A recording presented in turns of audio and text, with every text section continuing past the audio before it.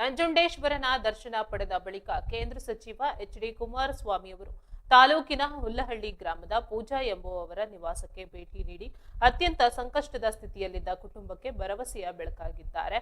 ಬೆನ್ನುಮೂಳೆಯ ಸಮಸ್ಯೆ ಹಾಗೂ ಶಸ್ತ್ರಚಿಕಿತ್ಸೆಯ ಅಡ್ಡ ಪರಿಣಾಮದಿಂದಾಗಿ ಕಳೆದ ಹಲವು ತಿಂಗಳಿನಿಂದ ಹಾಸಿಗೆ ಹಿಡಿದಿರುವ ಪೂಜಾ ಅವರ ಸ್ಥಿತಿಯನ್ನ ಕಂಡು ಸಚಿವರು ಭಾವುಕರಾದರು. ಪೂಜಾ ಅವರ ಚಿಕಿತ್ಸೆಗಾಗಿ ಇದ್ದ ಅಲ್ಪ ಸ್ವಲ್ಪ ಜಮೀನು ಮತ್ತು ಮನೆಯನ್ನ ಮಾರಿಕೊಂಡಿದ್ದ ತಂದೆ ಕುಮಾರ ಈಗ ಬಾಡಿಗೆ ಮನೆಗೂ ಹಣವಿಲ್ಲದೆ ಕಂಗಾಲಾಗಿದ್ದರು. ಇತ್ತ ಪತಿ ರವಿ ಕೂಡ ಬಸ್ ಅಪಘಾತದಲ್ಲಿ ಗಾಯಗೊಂಡು ಹಾಸಿಗೆ ಹಿಡಿದಿದ್ದಾರೆ. ಈ ಕರುಣಾಜನಕ ಸ್ಥಿತಿಯನ್ನ ವಿಡಿಯೋ ಮಾಡಿ ಸಚಿವರ ಗಮನ ಸೆಳೆದಿದ್ದ ಯುವಕ ಚೇತನ್ ಅವರ ಕೆಲಸವನ್ನ ಕುಮಾರಸ್ವಾಮಿಯವರು ಶ್ಲಾಘಿಸಿದ್ದಾರೆ. ಸಚಿವರನ್ನ ಕಂಡು ಚೇತನ್ ಮತ್ತು ಪೂಜಾ ಕುಟುಂಬದವರು ಕಣ್ಣೀರಿಟ್ಟ ದೃಶ್ಯ ನೆರೆದಿದ್ದವರ ಕಣ್ಣಾಲಿಗಳನ್ನ ಒದ್ದೆ ಮಾಡಿತ್ತು. ಸುಮಾರು 3/4 ಗಂಟೆಗಳ ಕಾಲ ಕುಟುಂಬದವರೊಂದಿಗೆ ಚರ್ಚಿಸಿದ ಸಚಿವರು ಸ್ಥಳದಲ್ಲೇ ಆರ್ಥಿಕ ಧನ ಸಹಾಯ ಮಾಡಿದ್ದಲ್ಲದೆ ಹಲವು ಮಹತ್ವದ ನಿರ್ಧಾರಗಳನ್ನ ಕೈಗೊಂಡರು. ಪೂಜಾ ಅವರ ಕುಟುಂಬ ವಾಸವಿದ್ದ ಮನೆಯ ಮಾಲೀಕನಿಗೆ ಕರೆ ಮಾಡಿದ ಸಚಿವರು ಮಾನವೀಯತೆ ದೃಷ್ಟಿಯಿಂದ ಕಾಲಾವಕಾಶ ನೀಡುವಂತೆ ಕೋರಿದರು.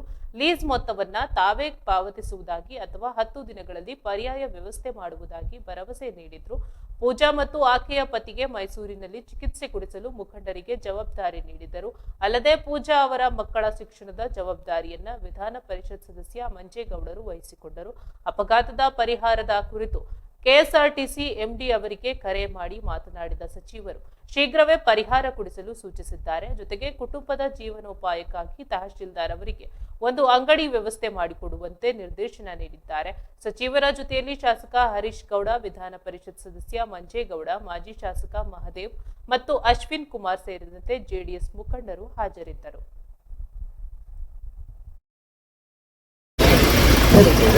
ಬಂದು ಈ ಕುಟುಂಬದ ಪರಿಸ್ಥಿತಿಗಳೇನಿದೆ ಅದನ್ನೆಲ್ಲ ಗಮನಿಸಿ ನನ್ನ ಗಮನಕ್ಕೆ ತಂದೆ ಕಳೆದ ವಾರ.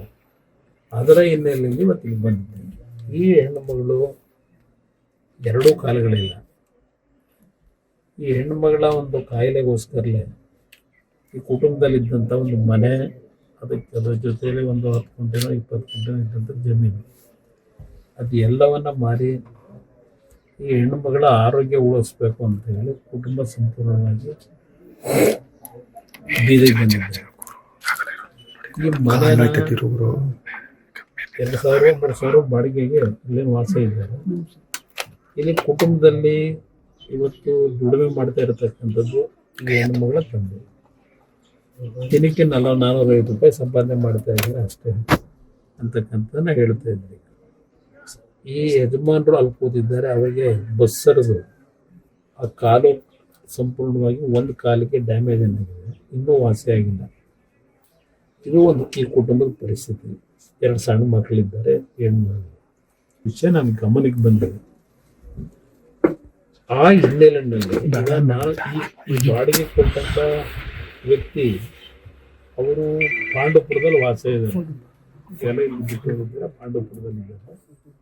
ಅವರಿಗೆ ನಾನು ನೋಡೋಣ ದೂರವಾಣಿ ಕರೆ ಮುಖಾಂತರ ನಾನೇ ಮಾತಾಡೋಣ ಅಂತ ಹೇಳಿ ಲೀಸ್ಗೆ ಏನಾದರೂ ಕೊಡ್ಲಿಕ್ಕೆ ಸಾಧ್ಯ ಇದ್ರೆ ಅಂತಕ್ಕಂಥದ್ದನ್ನು ಮಾತಾಡ್ತಿದ್ದಂಗೆ ಅವರು ಇಲ್ಲ ನಾನು ಮಾರಾಟ ಮಾಡಬೇಕು ಅಂತ ತೀರ್ಮಾನ ಮಾಡಿಬಿಟ್ಟಿದ್ದೀನಿ ಅಂತಕ್ಕಂಥ ಪಾಪ ಅವರ ಕಷ್ಟಗಳೇನಿದೆ ನಾನು ಅವ್ರ ಬಗ್ಗೆ ಟೀಕೆ ಮಾಡಿದ್ದೀನಿ.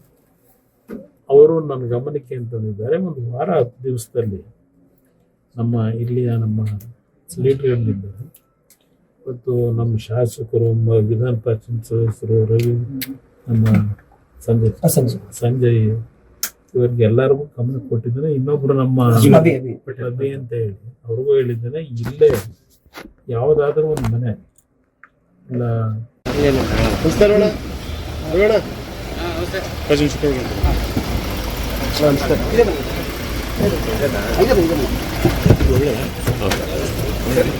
ಸರಿ